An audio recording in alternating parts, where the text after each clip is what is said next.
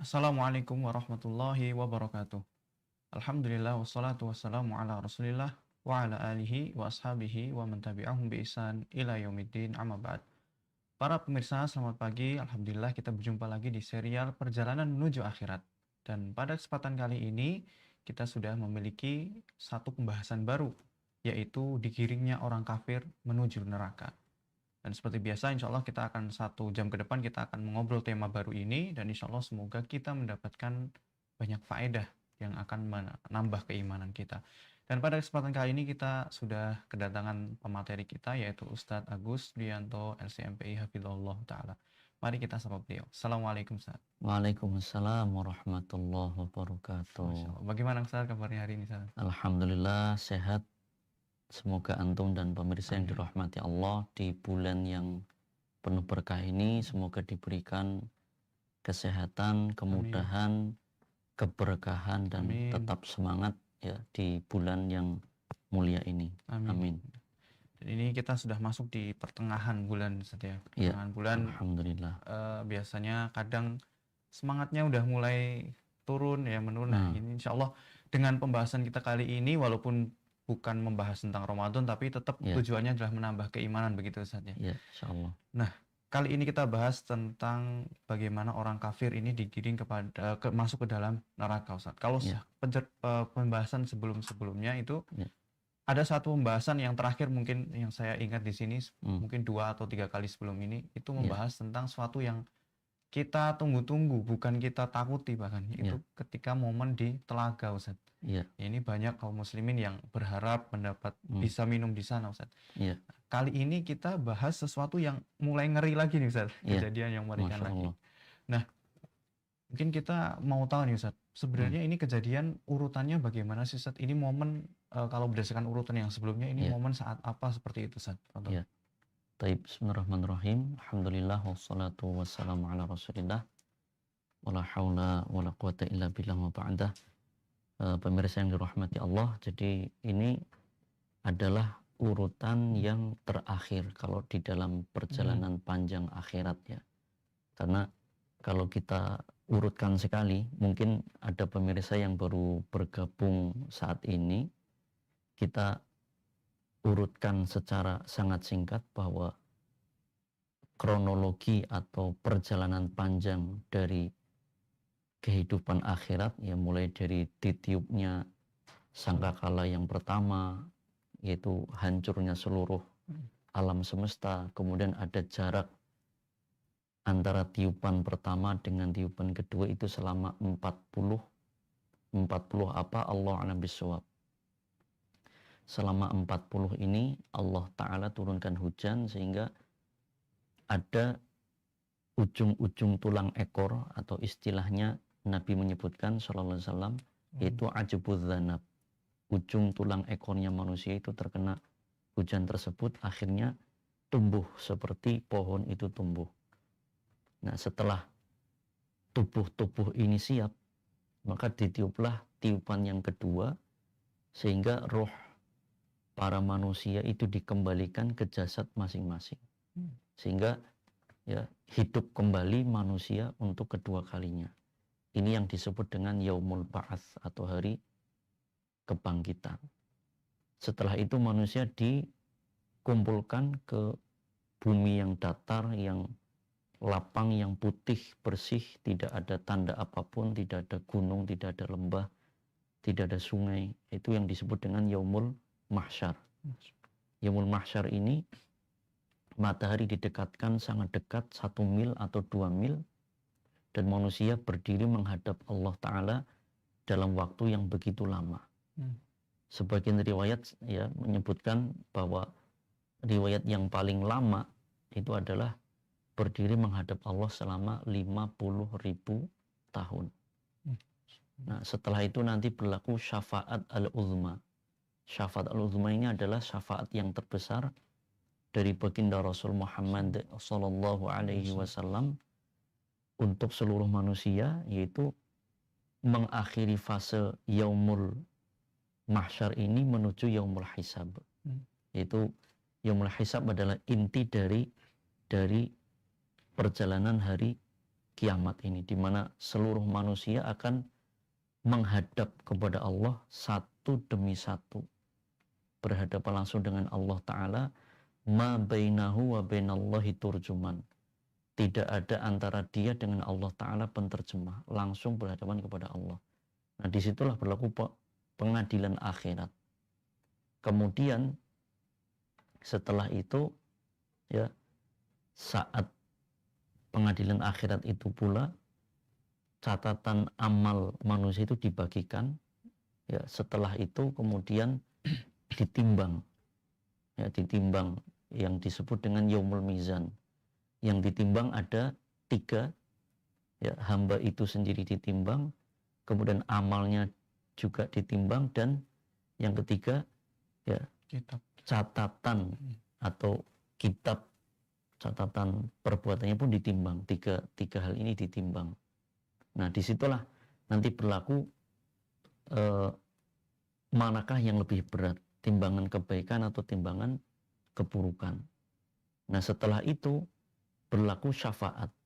Nah, orang-orang yang selamat pada saat yaumul mizan, ya, pada saat yaumul mizan, berarti kan mereka yang awalnya, kalau dibahas di fase sebelumnya kan yauma yafirul mar'u min akhihi wa ummihi wa abih dan seterusnya. Manusia itu memikirkan dirinya sendiri, tidak memikirkan istrinya, orang tuanya, anaknya, keluarganya, itu masing-masing memikirkan dosa sendiri-sendiri. Tetapi setelah fase yaumul mizan, ya, setelah orang mendapatkan berita bahwa timbangan kebaikannya lebih besar, berarti kan dia alhamdulillah sudah mendapat tiket surga. Alhamdulillah. Nah, dia akan merasa plong, tenang.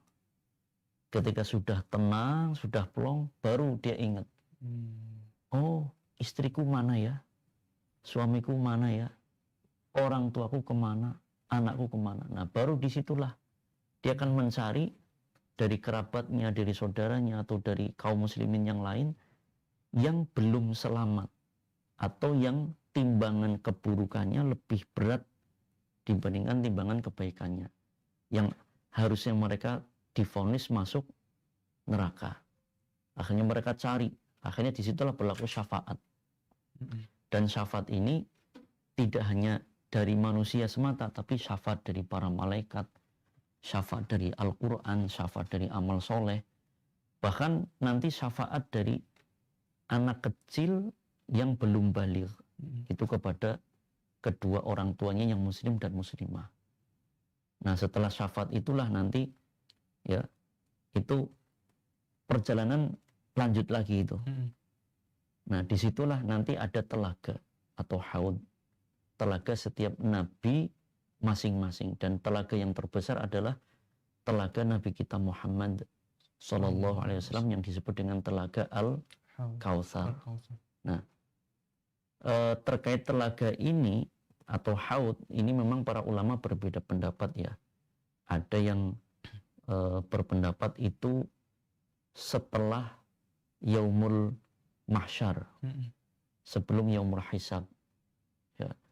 Ada yang berpendapat itu setelah yaumul mizan, itu belakangan. Nah, jadi ada perbedaan pendapat antar ulama mana yang dahulu, haud dulu atau hisab dulu. Ya, yang jelas nanti kita semua, ya, akan tahu nanti di akhirat. Karena kebenaran yang hakiki kan milik Allah. Jawabannya mana yang lebih tepat? Jawabannya adalah Allahu a'lam. Kita semua akan mengalami, ya. Dan itu semua masih perkara ghaib.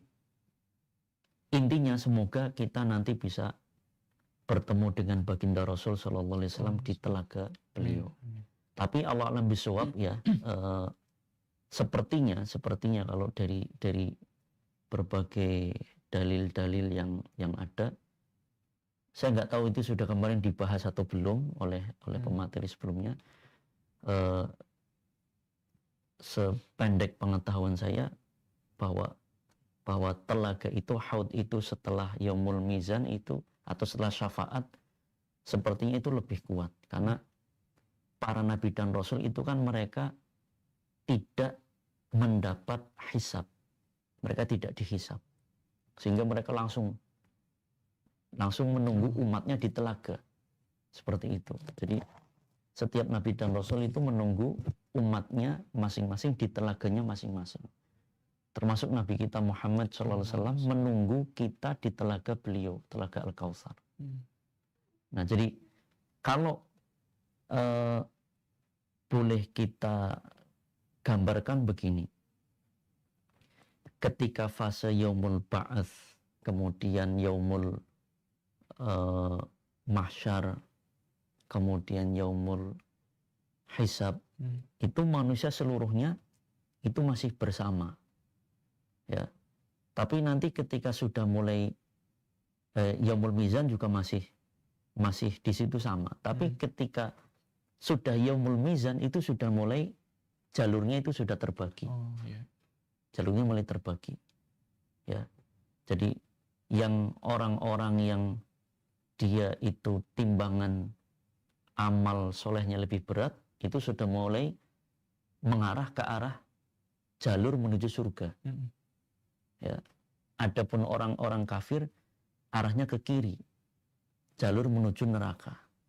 Ya, jalur menuju ke neraka. Nah, nanti masih ada fase di mana orang-orang munafik itu masih bareng-bareng dengan orang yang beriman.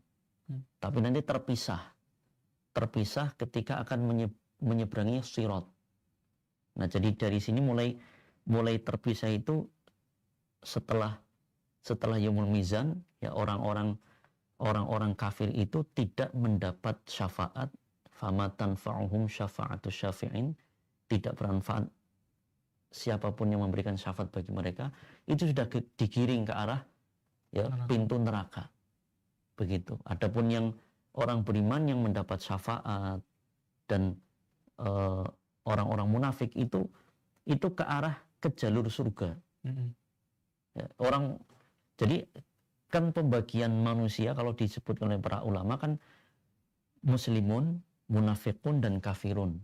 Orang beriman, orang munafik, dan orang kafir. Ini kalau dalam proses, ya, proses hari kiamat itu ada 3 pembagian utama sesuai dengan amalnya masing-masing.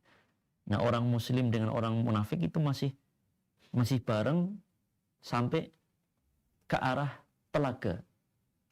Tapi orang kafir sudah digiring ke kiri, ya, yang tidak ada telaga di situ. Jadi nanti ke arah telaga itu bareng-bareng. Tapi orang munafik itu munafikun, ya, munafik nifak i'tiqodi, ya, bukan nifak amali. Ya, munafik yang di hatinya, bukan nifak karena amalan. Kalau nifak amalan kan dia aslinya muslim tapi melakukan perbuatannya orang munafik. Seperti berdusta, berkhianat, ya. Nah, jadi nanti orang munafik itu diusirnya di telaga. Mereka berharap, karena mereka di dunia menampakkan keislaman. Luarnya sama kayak orang muslim. Luarnya sama, fisiknya sama, lahirnya di dunia sama. Tapi nanti dipisah. Dipisahnya itu ketika menjelang telaga, mereka dipisah jalurnya. Begitu. Kaum muslimin ke telaga, orang munafik nggak ke telaga. Begitu. Nah, ini pembahasannya mungkin insya Allah pada pertemuan berikutnya tentang bagaimana orang-orang beriman itu diantar, ya, diantar atau didampingi menuju surga. Adapun orang kafir digiring menuju neraka. Nah, penggiringan itu nanti mulai dari tadi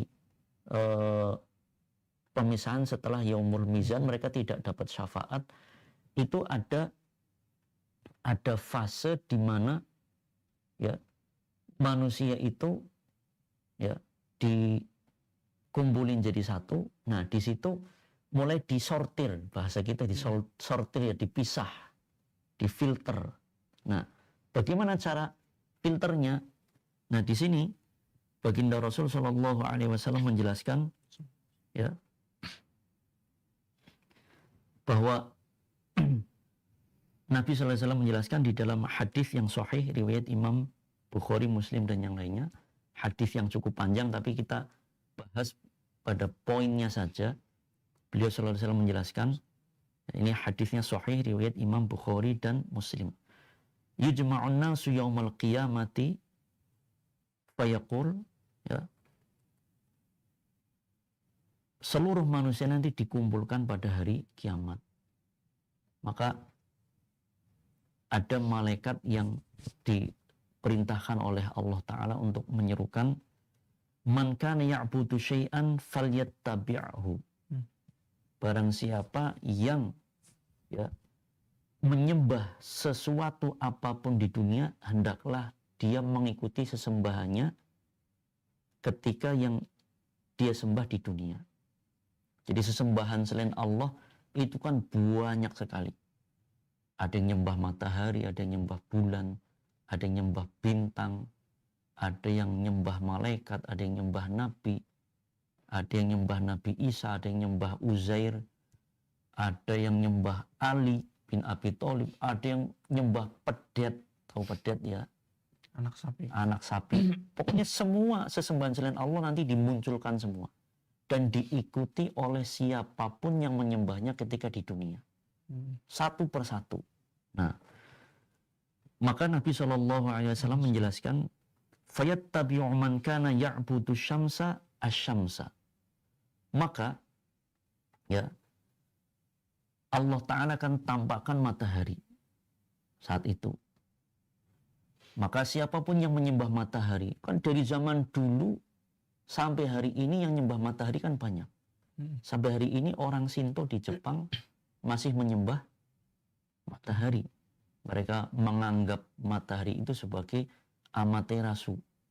Bukan Aishiteru ya, beda ya. Amaterasu itu dewa matahari. Maka mereka ngikuti matahari. Matahari masuk, ya, ke neraka diikuti oleh mereka. Ya. Wa yattabi'u man kana ya'budul qamara al-qamara.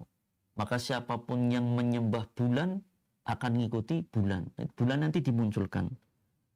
Ya. Dan Nabi menyebutkan wa yattabi'u man kana ya'budut tawaghita at-tawaghit. Siapapun yang menyembah tawaghit, tawaghit ini jamak dari tauhid. Tauhid itu, ya, kullu man 'ubida min dunillah. Apapun yang disembah selain Allah. Nanti akan dimunculkan sosok-sosok siapapun atau apapun. Karena ada yang disembah itu yang berakal, ada yang tidak berakal. Nah, kalau yang menyembah orang soleh bagaimana? Nah, nanti di situ para ulama menyebutkan, misalnya ada yang nyembah Nabi Isa ini. Nabi Isa dimunculkan, tapi bukan Nabi Isa yang asli dong. Nabi Isa yang asli kan menunggu umatnya di telaga beliau. Nah, ini adalah perwujudan dari Nabi Isa. Entah itu syaitan yang diwujudkan dalam wujud Nabi Isa, ya, alaihi salam, atau malaikat yang bertugas menyiksa di neraka diwujudkan dalam bentuk itu. Intinya mereka yang menyembah Nabi Isa atau menyembah sahabat Ali bin Abi Thalib atau menyembah siapapun orang-orang soleh, kan orang soleh bukan tauhid. Nah, maka itu diserupakan seperti itu, masuk ke neraka diikuti oleh mereka. Nah, nanti ketika sudah di neraka mereka ke wujud aslinya lagi, menjadi malaikat yang menyiksa mereka, atau jadi wujud aslinya syaitan yang dulu menjerumuskan mereka lewat kesyirikan dalam bentuk itu, dalam bentuk menyembah sosok yang soleh tadi, seperti itu. Nah, dari sini mulai digiring sehingga mereka dengan begitu betul-betul menyadari bahwa ini kesalahan mereka.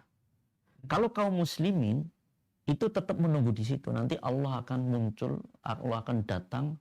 Nah, disitulah nanti Allah izinkan mereka melanjutkan perjalanan ke as-sirat. Sirat itu satu-satunya jalan menuju surga. Insya Allah itu pertemuan berikutnya. Jadi mereka digiring, ya, mengikuti sesembahan mereka semua, dan pimpinan tauhid itu adalah iblis. Jadi iblis pun beserta bala tentaranya semua dari bangsa jin digiring. Ya, jenderal-jenderalnya, perwira-perwiranya bangsa jin itu digiring bersama iblis. Diikuti oleh tohut-tohut tadi semua dan diikuti oleh ya siapapun dari bangsa manusia dan jin yang menyembah sesembahan selain Allah itu. Ya, digiring menuju ke mana? Ke neraka.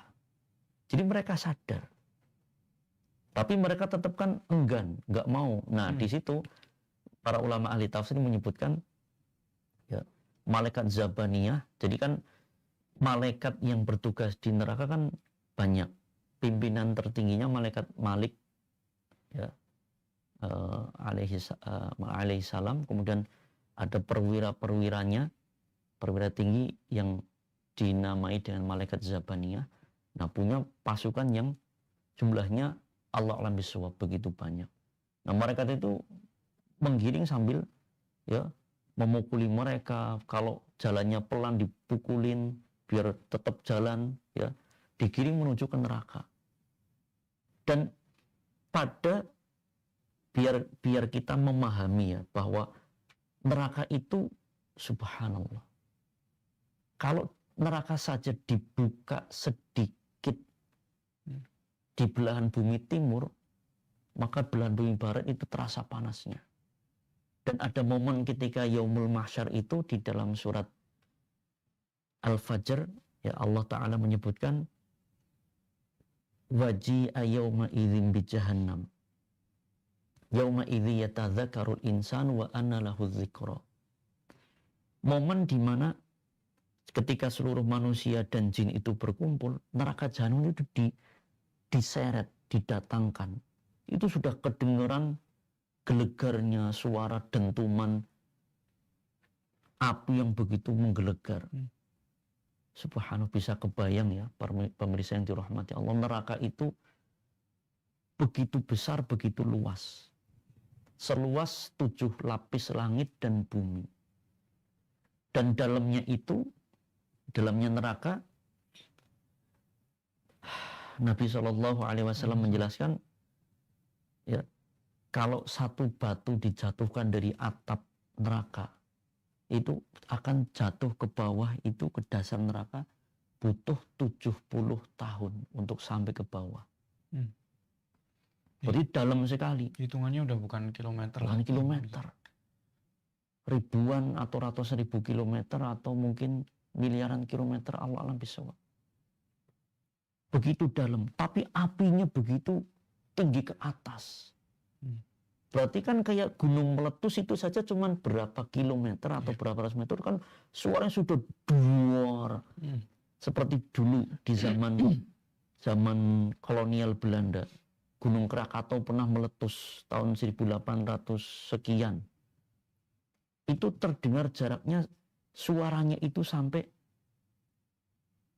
puluhan bahkan ratusan kilometer. Suara meletusnya itu. Padahal cuman berapa kilometer ke atas. Dan ini neraka. Bagaimana suaranya? Itu sudah sangat mengerikan bagi seluruh manusia. Nah ini ya manusia-manusia yang kafir ini digiring menuju ke sana. Kira-kira mau apa tidak? Tidak mau. Makanya dipaksa digiring. Nah, momen digiring inilah ya Allah Ta'ala menjelaskan di dalam surat Az-Zumar ayat 71. Wasiqal ladzina kafaru ila jahannama zumara. Dan ya orang-orang kafir itu digiring menuju ke neraka jahanam zumaro, berkelompok-kelompok, berbondong-bondong. Kenapa berbondong-bondong? Sesuai dengan amalnya masing-masing, sesuai dengan sesembahannya masing-masing. Maka tadi ada kelompok yang nyembah matahari, digiring bareng-bareng bersama perwujudan matahari. Bukan matahari yang asli kita sekarang udah hancur ini. Matahari yang sekarang ini udah hancur. Ya kan? Yang nyembah bulannya udah hancur kan, kiamat hancur. Tapi diwujudkan ya kan mudah bagi Allah. Jadi berbondong-bondong nanti pezina dengan pezina, ya yang nyembah pedet dengan yang nyembah pedet, satu golongan, berbondong-bondong seperti itu. Subhanallah. Jadi kira-kira gambarnya seperti itu. Digiring itu dalam kondisi begitu mengerikan. Ya, subhanallah. Berarti pada intinya ada dua bentuk nih Ustaz. Dia jadi kelompok orang-orang kafir tadi mengikuti sesembahannya dulu dan Ya. dari belakang ada malaikat yang menggiring gitu ya. Iya. Bukan cuma salah satu dia ngikut aja atau cuma digiring aja. Dia berjalan sendiri sekaligus didorong Iya, istilahnya gitu ya. dipaksa. Ya mereka siapa yang mau masuk ke neraka? Gak bakal mau, tapi dipukulin, dicambukin dari belakang, kalau mau berbalik dipaksa biar tetap maju. Karena kan semakin ke sana itu semakin suaranya semakin mengerikan. Duor, semakin panas. Ya, siapa yang mau? Misalnya kita mau naik gunung ini ke arah kawah, semakin dekat ke kawah kan semakin panas. Baunya Ya. pun dari Nah, belerangnya juga. baunya begitu menyengat, suaranya begitu mengerikan. Kan istilahnya pasti akan menolak, kepengen balik. Nah, nggak boleh balik, terus jalan maju. Kalau nggak dipukulin, disiksa oleh malaikat dari belakang itu yang menggiring seperti itu. Ya. Kalau dari segi apa istilahnya, mental mereka bagaimana Ustaz? Dalam keadaan seperti apa itu? Dari kondisi mental mereka ya, kondisi Gambaran ketakutan mereka. Gambaran mereka ya. Jadi mereka dalam kondisi yang begitu menakutkan, kondisi begitu sedih, begitu takut, kecewa, menyesal, ya.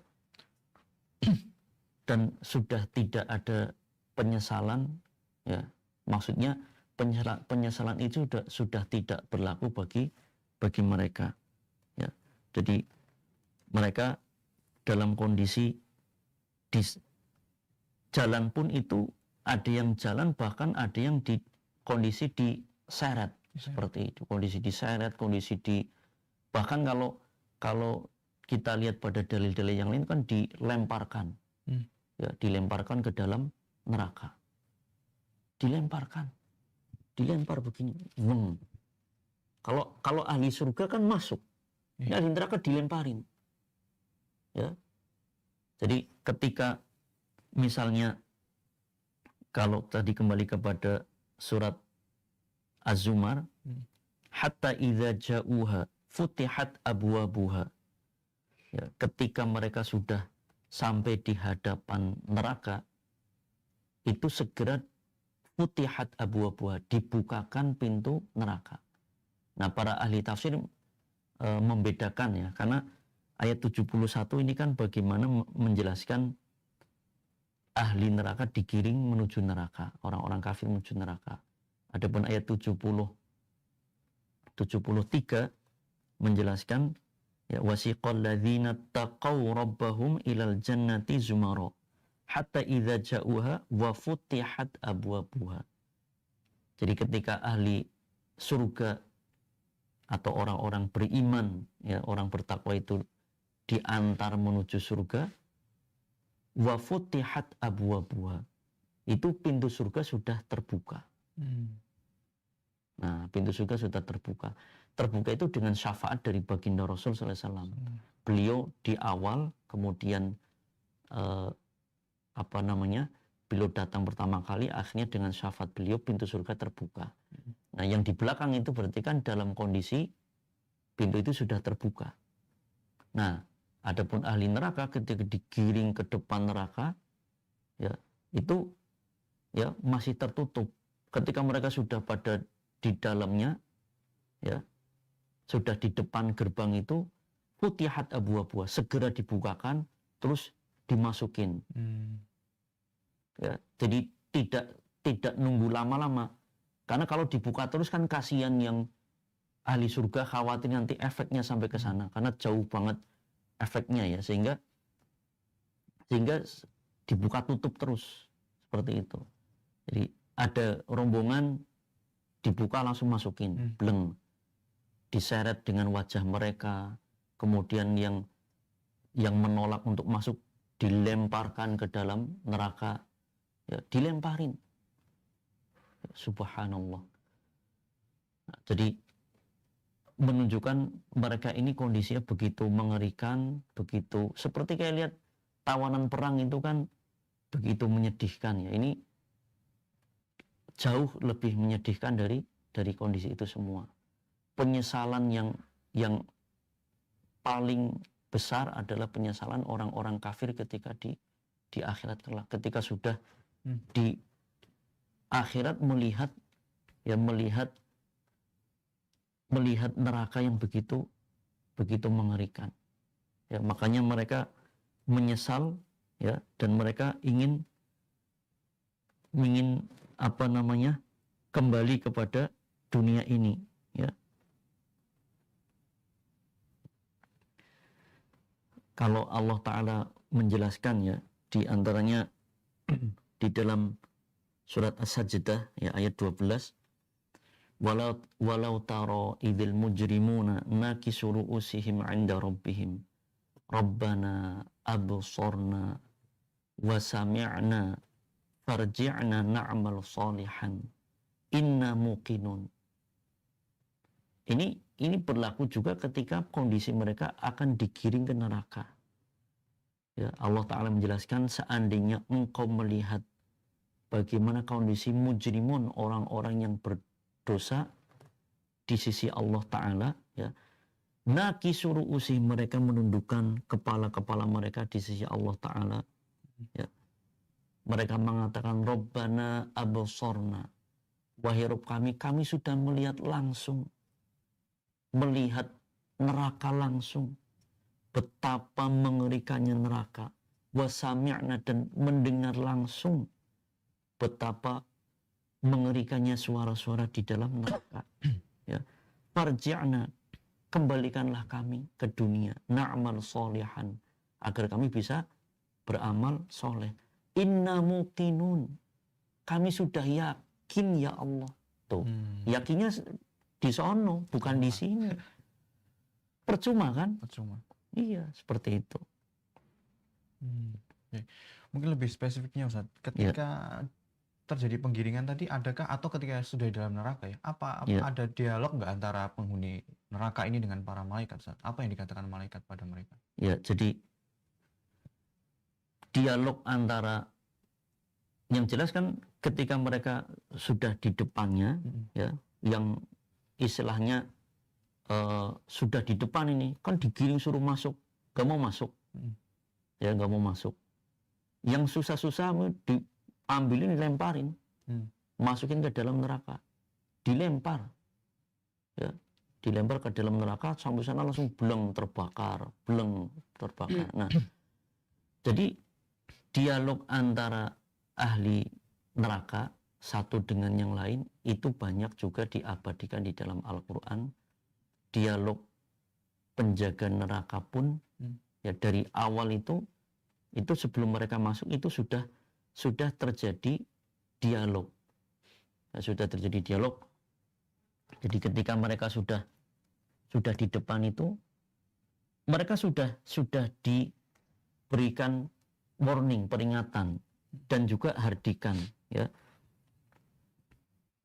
Ketika kita lanjutkan, ya, dalam hal ini berarti kita kembali ke surat Az-Zumar ayat 71, ya. Hatta idza ja'uha futihat abwabuha. Ketika mereka sudah berada di depan gerbang neraka, maka segera dibukakan pintu gerbang neraka itu. Wa qala lahum khazanatuha. Maka berkatalah para penjaga-penjaga pintu gerbang neraka, itu para malaikat Zabaniyah dan anak buahnya, ya. Alam ya'tikum rusulun minkum yatluna 'alaikum ayati rabbikum wa yunzirunakum liqa'a yaumikum hadza. Ini hardikan, ya, hardikan dari para malaikat penjaga gerbang neraka. Bukankah sudah datang kepada kalian utusan-utusan dari Rabb kalian, dari Allah Ta'ala, ya, utusan itu dari kaum kalian sendiri, yang memberikan peringatan tentang pertemuan hari ini, yaitu maksudnya peringatan tentang neraka. Bukankah sudah datang kepada kalian? Nah, ini sebetulnya bukan hanya sekedar pertanyaan, tetapi hardikan. Bahkan kalau para ulama itu menjelaskan bahwa siksaan atau azab bagi ahli neraka itu lahir dan batin. Lahir dan batin. Maksudnya apa? Lahirnya, fisiknya mereka diazab dengan azab yang begitu pedih. Ya. Batinnya mereka dibentak, dihardik, dicemooh, dihinakan. Coba antum bayangkan, misalnya kalau orang Jawa ya, misalnya kita orang Jawa kepleset, nggak sengaja kepleset karena jalan licin. Di pinggir jalan, ya ada orang duduk, bukannya nolong kita, malah bilang, kawus, rasakno. Sakit nggak hatinya? Oh, tambah.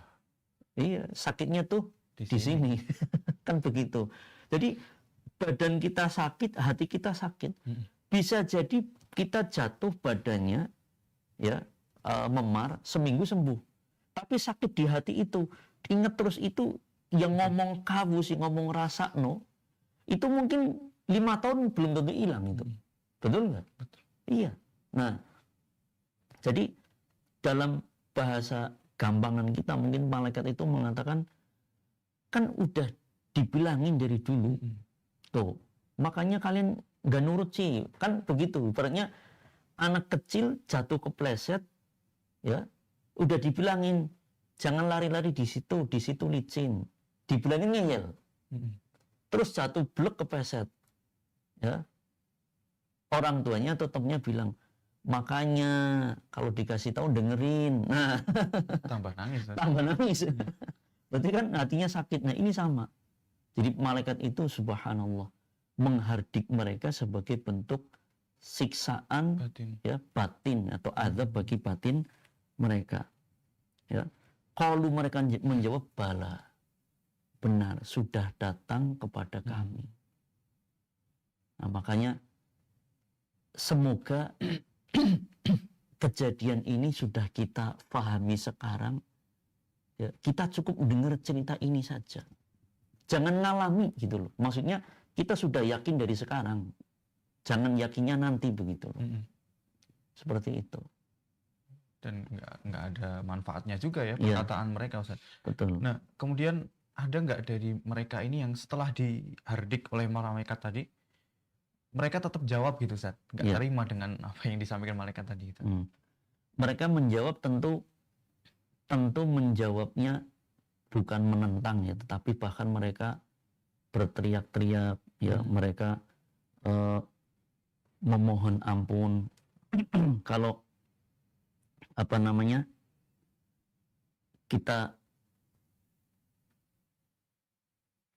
kita renungkan ya, bagaimana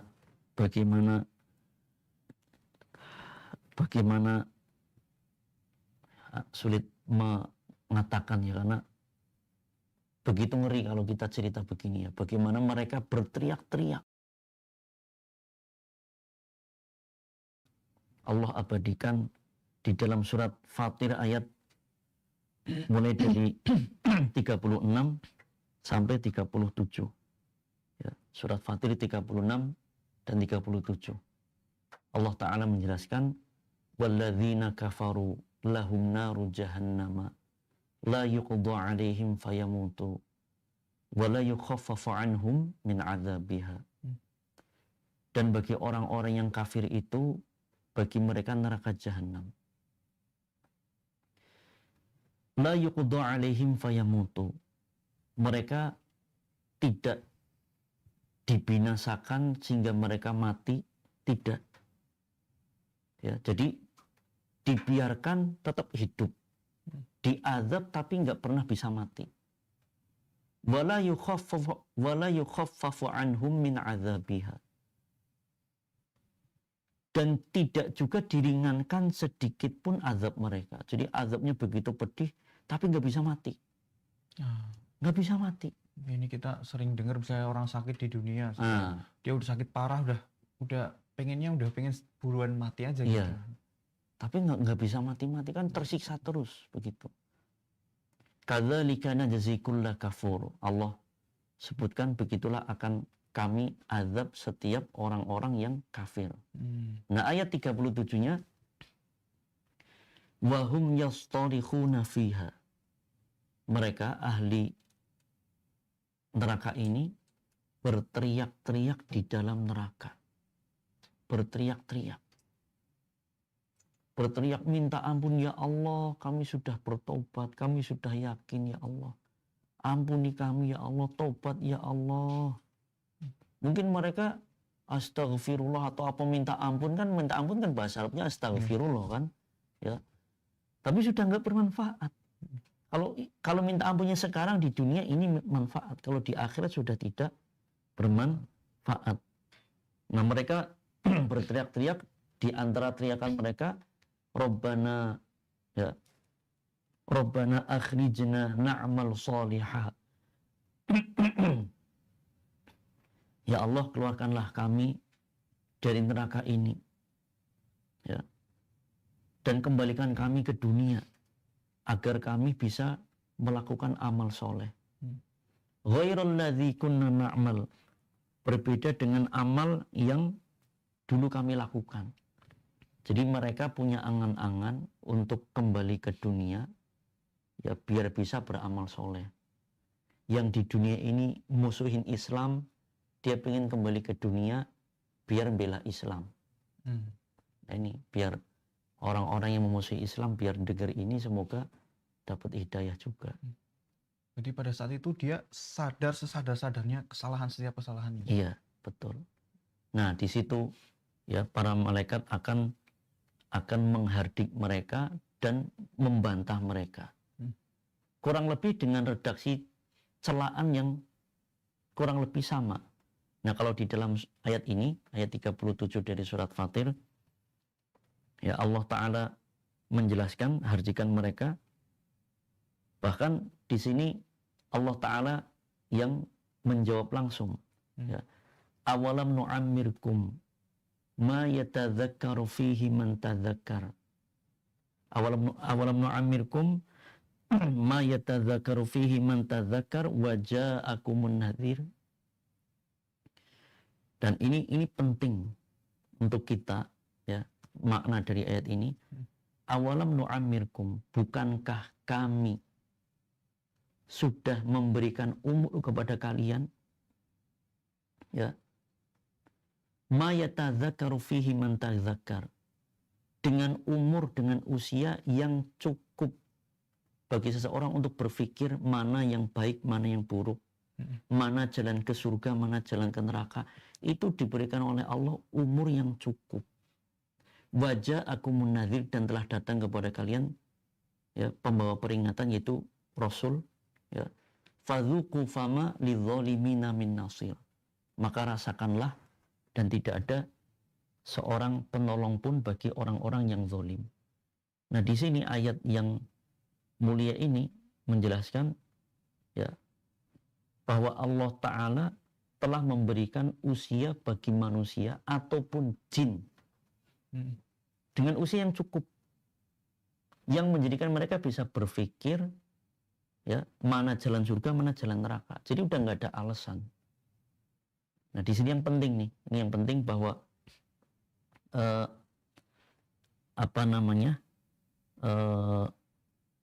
bahwa usia berapa itu, usia berapa. Nah, ini pemirsa yang dirahmati Allah, ini menjadi peringatan bagi kita bahwa peringatan itu para ahli tafsir menyebutkan ada beberapa pendapat.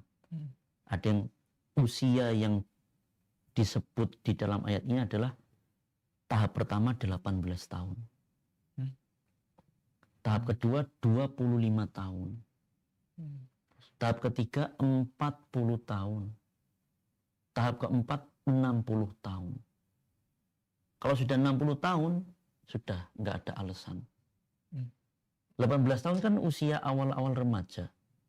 Dia sudah bisa mikir mana yang baik, mana yang buruk, mana surga, mana neraka. Jadi udah nggak ada alasan. Oh saya nggak tahu, nggak. Tambah ke sana 25, tambah matang lagi, dia usia menikah. 40 lebih matang lagi. 60 tahun sudah nggak ada alasan. Makanya Nabi SAW menjelaskan, a'dzarallahu ila mri'in akhara ajalahu hatta balaghahu sittina sanatan. Yang artinya Allah Ta'ala itu meniadakan uzur, menghilangkan uzur bagi orang yang sudah Allah panjangkan usianya sampai 60 tahun. Ini umat beliau, umat Nabi. Karena Nabi menyebutkan di dalam hadis Ibnu Majah, ya, a'maru ummati ma baina sittin ila sab'in. Wa aqalluhum man yajuzu dzalik. Usia umatku antara 60 sampai 70 dan sedikit yang melewati usia 70. Umat sebelumnya ya sampai ratusan tahun. Nanti batas uzurnya ya beda-beda sesuai dengan usia masing-masing. Nah, Nabi kan 63 tahun Hijriyah, bukan Masehi. Ini maksud dari meniadakan uzur gimana, Ustaz, maksudnya? Nah, begini. Contoh. 60 tahun kok belum rajin sholat? Udah nggak ada alasan. Mau alasan sibuk. Sibuk apa? Sibuk kerja, udah pensiun. Sibuk ngomong anak udah gede-gede, udah punya keluarga sendiri. Sibuk apa lagi? Sibuk melihara burung, sibuk nyiramin tanaman, nggak ada alasan. Iya kan? Iya, betul. Dia sudah melanglang buana, usia pensiun kan 60, bahkan 55 ada usia pensiun itu. Dia sudah kerja itu sudah lama, udah ganti posisi berapa kali, udah mutasi berapa kali, pengalaman kerja udah banyak, ya, pengalaman manajemen macam-macam. Kalau dia kerja sebagai leader, sebagai pimpinan perusahaan, sebagai pimpinan lembaga, dia kan leader. Dia bisa belajar leadership, belajar manajemen, belajar service excellence, belajar macam-macam. Kok nggak bisa baca Quran? Kebangetan nggak tuh? Masa belajar macam-macam bisa, baca Quran nggak bisa? Apa alasannya? Nggak ada alasan. Sudah nggak diterima alasannya. Yang bujang saja 18 tahun sudah nggak diterima alasannya nanti. Apalagi yang 60 tahun. Alasan apa lagi? Begitu. Sudah nggak ada alasan lagi. Misalnya begini, ada orang tua. Udah 60 tahun, 65 tahun. Orang Jawa bilang sudah cedek pacule. Mampu lemah. Mampu lemah, begitu ya. Udah dekat, udah bau tanah. Nggak mau rajin ke masjid. Apa alasannya? Alasan sibuk. Sibuk ngapain? Sibuk ngomong cucu. Cucu kan udah ada orang tuanya sendiri. Sibuk kerja, udah ada alasan udah. Udah 60 tahun lebih nggak mau sholat, nggak bisa baca Quran, doa-doa harian nggak hafal, doa keluar rumah nggak hafal, doa masuk kamar mandi nggak hafal, nggak ada alasan. Selama ini kemana aja, ente? Selama ini ngapain aja? Iya kan? Iya, betul. Itu tajam nggak tuh? Dalam nggak tuh? Tajam. Dalam banget tuh. Subhanallah. Ya, subhanallah. Begitu kira-kira. Oke, baik Ustaz. Masya Allah, ini nggak terasa udah hampir 1 jam kita ya membahas tentang ini, Ustaz. Mungkin di akhir episode kali ini kita mau tahu, Ustaz, dari yang kita obrolkan tadi, keadaan orang-orang kafir digiring masuk dalam neraka. Apa pelajaran yang bisa kita petik, Ustaz? Ini yang paling penting, dan dengan ini iman kita semoga bisa bertambah, Ustaz. Ya, kaum muslimin yang dirahmati Allah, jadi pelajaran berharganya adalah kita harus yakin tentang akhirat, tentang surga, tentang neraka di sini, di dunia. Jangan yakinnya nanti. Karena orang-orang kafir itu menyesal. Mereka mengatakan inna muqinun, kami sudah yakin. Tapi yakinnya nanti di akhirat sudah tidak bermanfaat. Ya. Rabbana absurna wa sami'na farji'na na'mal sholihan inna muqinun. Ya Allah, kami sudah melihat langsung neraka, sudah mendengar langsung neraka. Kembalikan kami ke dunia, kami sudah yakin. Dah tidak bermanfaat. Makanya ayo kita iman ya terhadap hari akhir, terhadap proses hari kiamat, iman terhadap surga, terhadap neraka.